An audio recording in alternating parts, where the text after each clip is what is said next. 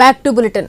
భూమిని ఆక్రమించుకోవాలని వారిని తెలంగాణ ప్రజలు తరిమి కొట్టారన్నారు సీఎం రేవంత్ రెడ్డి. హైటెక్స్ లో జరిగిన కొలువుల పండుగలో ఆయన పాల్గొన్నారు. సమైక్య పాలనలో మన భూమిని చెరబడుతున్నారని తెలంగాణ ఉద్యమానికి పునాదులు పడ్డాయని తెలిపారు.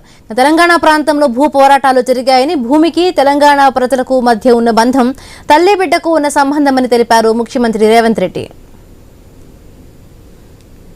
సమైక్య పాలనలో ఆ ప్రాంతం నుంచి ఈ ప్రాంతానికి వచ్చిన వాళ్ళు మన భూమిని చెరబడుతున్నారనే తెలంగాణ ఉద్యమానికి పునాదులు పడ్డాయి. భూమి చుట్టూతనే ఈ తెలంగాణ ప్రాంతంలో భూ పోరాటాలు జరిగినాయి.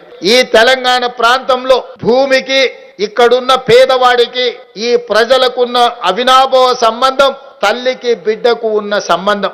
ఒకసారి చరిత్రను పరిశీలించండి. ఈ చరిత్రలో భూమిని ఆక్రమించుకోవాలనుకున్న వాడిని, భూమిని చెరబట్టాలనుకున్న వాడిని ఈ ప్రాంత ప్రజలు దిగంతాలకు తరిమి కొట్టిన చరిత్ర ఉన్నది.